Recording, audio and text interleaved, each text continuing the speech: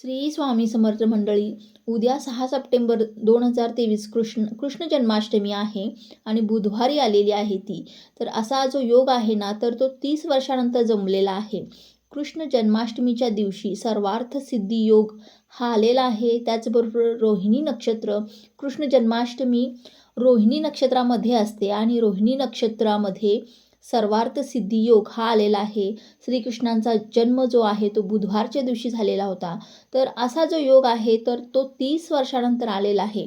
त्यामुळे आपल्याला उद्या संध्याकाळी आपल्या देवघरामध्ये जो दिवा आपण प्रज्वलित करतो, तर त्या दिव्याखाली आपल्याला ही एक वस्तू ठेवायची आहे.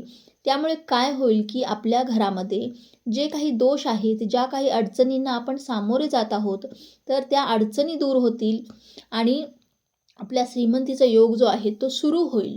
तर ती वस्तू कोणती आहे आपल्याला दिव्याखाली ठेवायची आहे हे मी आजच्या व्हिडिओमध्ये सांगणार आहेच.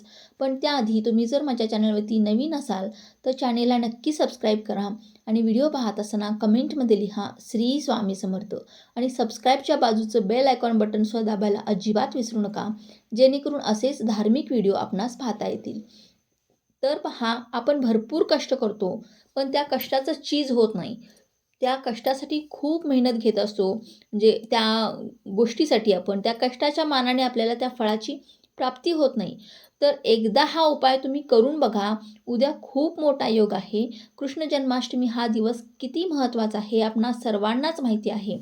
सर्वार्थ सिद्धी योग, रोहिणी नक्षत्र आणि कृष्ण जन्माष्टमी एकत्र यापेक्षा दुसरा असा चांगला योगच असू शकत नाही. उद्या इच्छापूर्तीसाठी, लक्ष्मी प्राप्तीसाठी हा एकदा उपाय करून बघा. जे आपल्याला जीवनात पाहिजे ते सर्व मिळेल.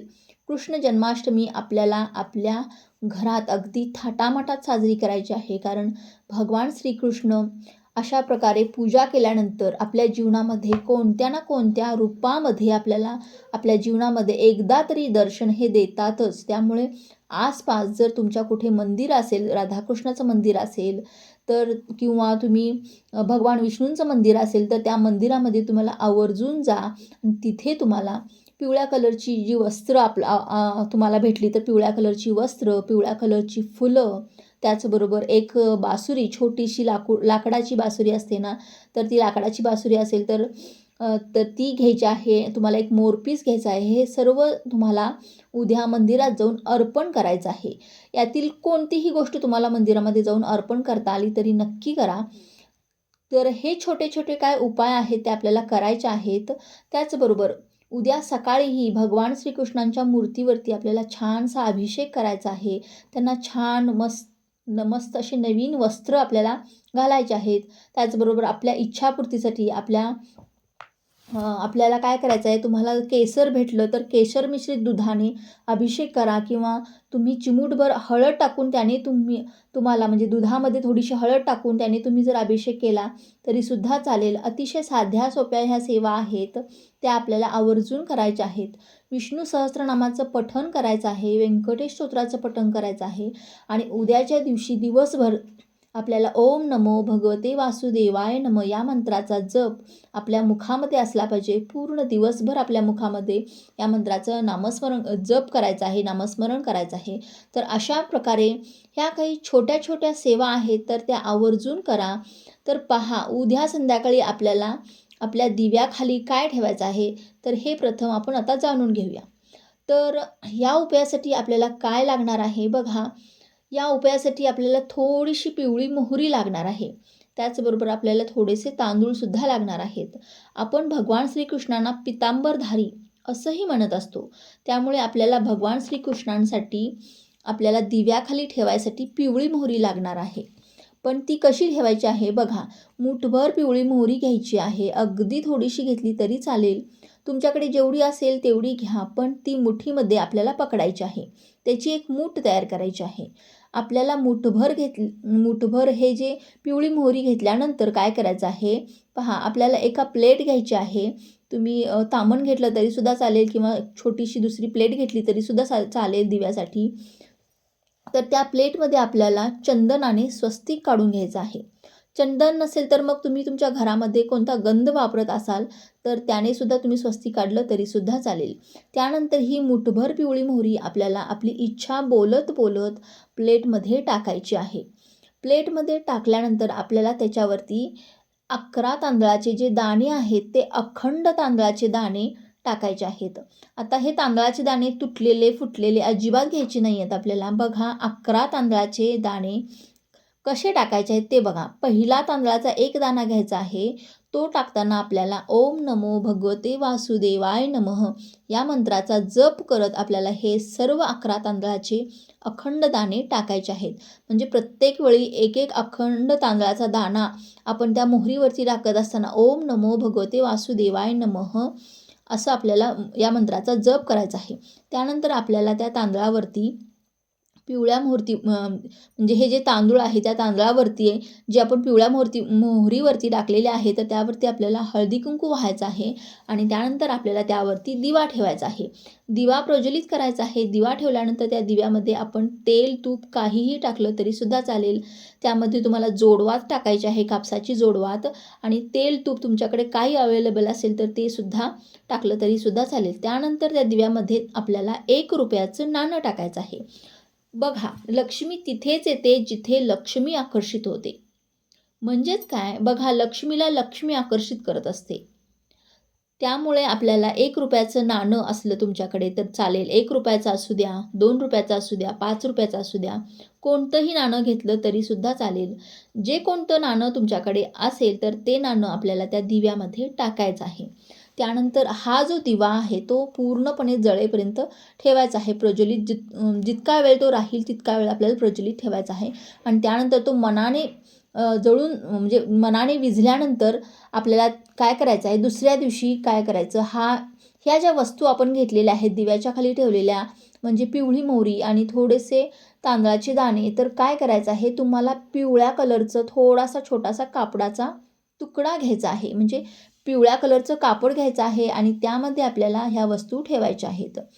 ह्या वस्तू आपल्याला पिंपळाच्या झाडाखाली नेऊन ठेवायच्या आहेत. म्हणजे पिंपळाच्या झाडाखाली आपल्याला ह्या वस्तू ज्या आहेत पिवळी मोहरी आणि थोडेसे तांदळाचे दाणे, 11 तांदळाचे दाणे आणि थोडीशी मूठभर पिवळी मोहरी हे पिवळ्या कपड्यामध्ये बांधून आपल्याला पिंपळाच्या झाडाखाली ह्या वस्तू आपल्याला ठेवायच्या आहेत.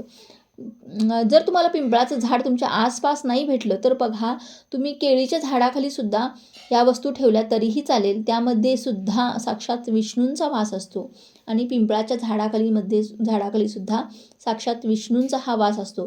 तर तिथे या वस्तू आपल्याला ठेवून यायच्या आहेत आणि हा जो 1 रुपया आहे तर तो आपल्याला आपली तिजोरी आहे, ज्या ठिकाणी तुम्ही तुमचे पैसे ठेवता, अनमोल वस्तू ठेवता, दागदागिने ठेवता, त्या ठिकाणी ठेवायचे आहे. किंवा मग तुम्ही असंही करू शकता, तुमच्या वॉलेटमध्ये ठेवलं तरी चालेल, तुमच्या पर्समध्ये ठेवलं तरी चालेल.